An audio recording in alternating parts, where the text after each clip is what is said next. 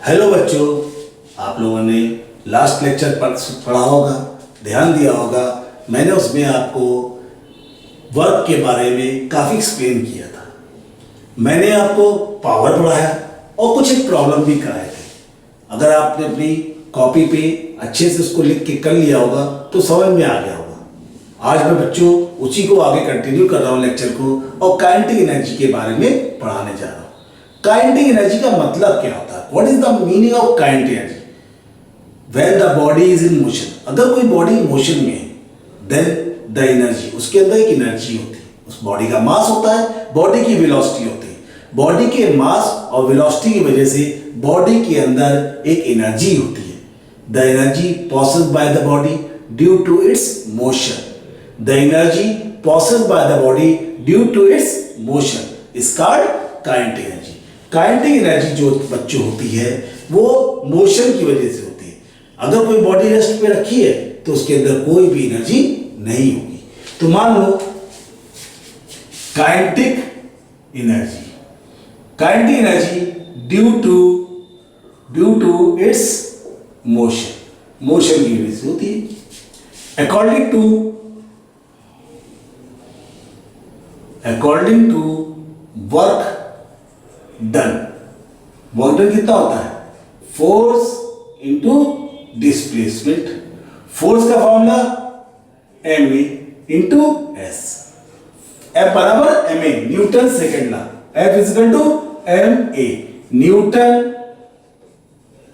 Second law. तो F बराबर ma formula होता है, तो वर्क का फॉर्मूला होता है फोर्स इंटू डिस्प्लेसमेंट। जो भी बच्चों काइनेटिक एनर्जी होती है किसी भी बॉडी में, वो सब क्या होता है? वर्क होता है। हम लोग चल रहे हैं तो हम लोग दौड़ रहे हैं, हम लोग काम कर रहे हैं, और वही उसकी एनर्जी को, मोशन की वजह से जो एनर्जी होती है उसे हम लोग बोलते हैं बच्चों काइनेटिक एनर्जी। क्या बोलते हैं? Kinetic energy. अब हम काइनेटिक एनर्जी का फॉर्मूला आपको पढ़ा रहे हैं, तो वर्क का फॉर्मूला क्या होता है? Force into displacement. Force into displacement, F बराबर ma। According to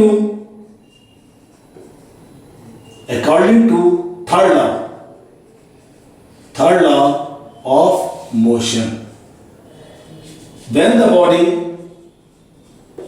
body start from rest, जब बॉडी रेस्ट से स्टार्ट करती है तो फॉर्मूला क्या होता है? बी स्क्वायर बराबर u square plus 2as। V square बराबर u square plus 2s। U की वैल्यू कितनी है? 0, starting from rest, plus 2a acceleration s, v square. तो v स्क्वायर आ गया तुम्हारा 2as। तो इसलिए as की वैल्यू कितनी हो गई? v square by 2।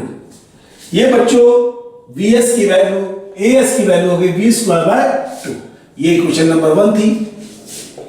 Putting the value of as in the equation 1। तो बच्चों as की वैल्यू हम लोग पुट कर रहे हैं इक्वेशन 1 में। तो वर्क, इसी को हम लोग बोलते हैं काइनेटिक एनर्जी।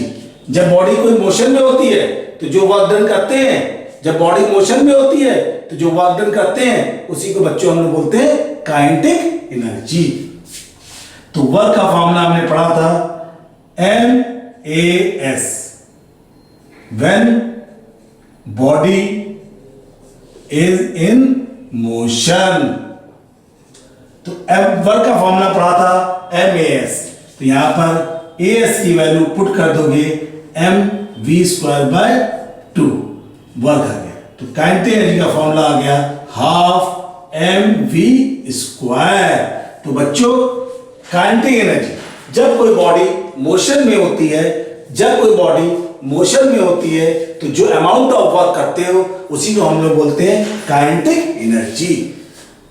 काइनेटिक एनर्जी हमने कैलकुलेट करने के लिए हमने वर्क का फॉर्मूला ही यूज किया है, F बराबर ma, force into displacement s, और थर्ड लॉ से उसकी वैल्यू को कैलकुलेट किया तो फॉर्मूला आया half mv square.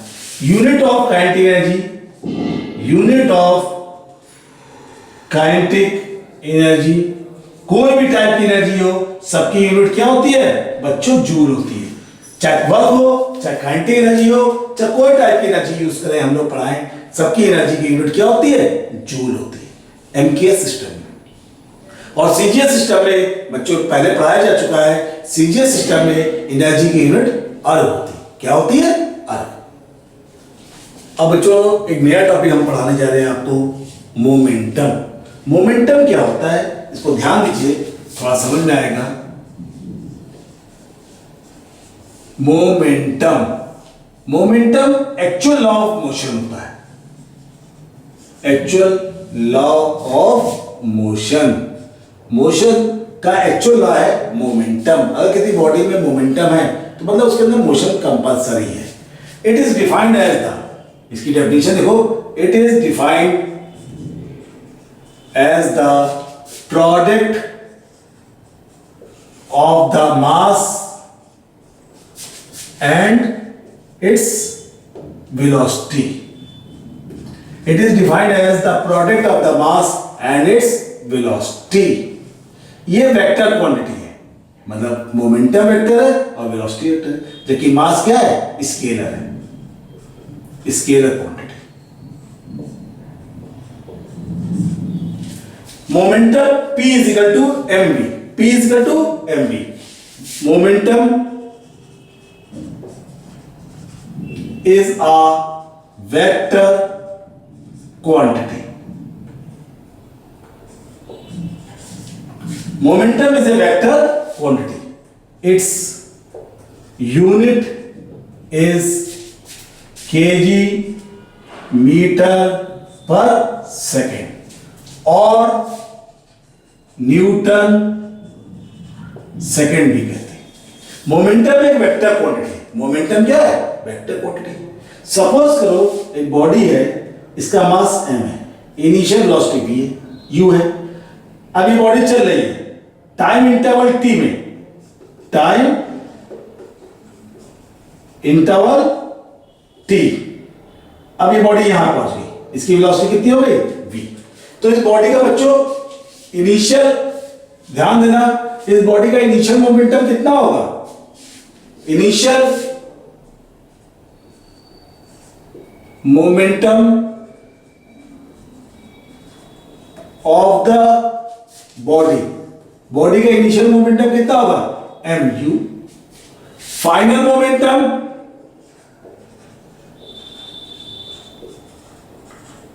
Of the body, body का फाइनल मोमेंटम कितना होगा?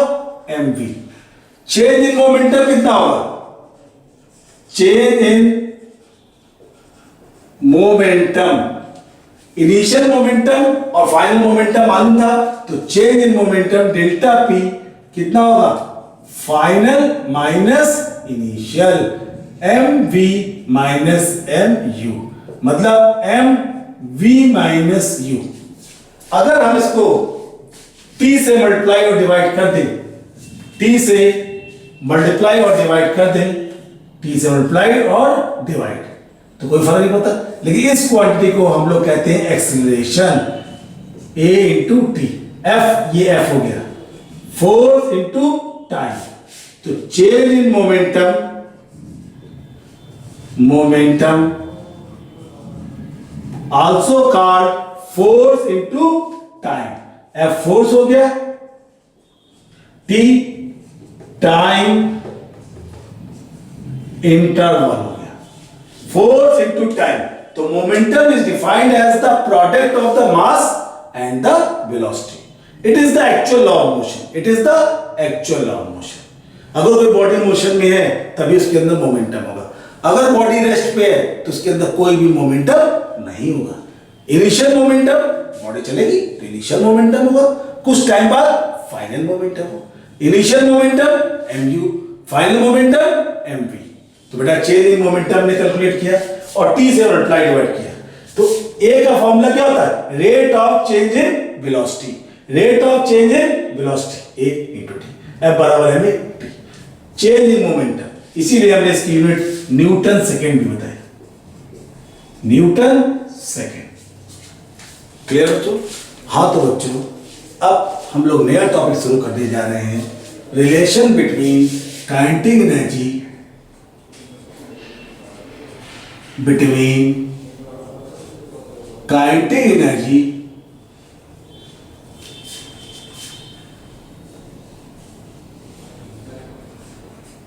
and momentum.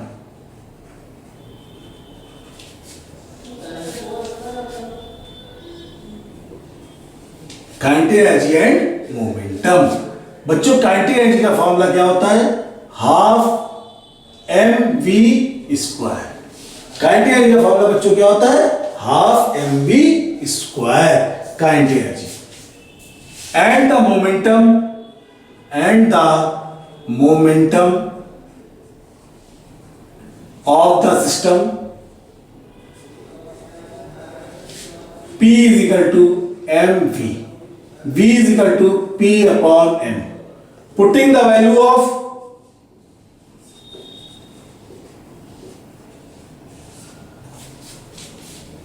V in the equation of kinetic energy. Putting the value of V in the equation of kinetic energy. तो kinetic energy की equation क्या थी? Half M we square, मतलब half m p upon m का whole square kinetic energy. Half m p square upon m square. एक m cancel हो गया kinetic energy. तो काइनेटिक एनर्जी का फॉर्मूला आ गया half p square by m. That is at constant momentum,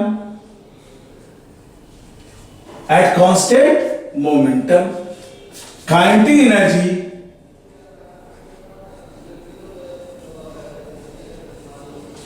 is inversely proportional to its mass. जब momentum constant होगा तो kinetic energy inversely proportional to mass.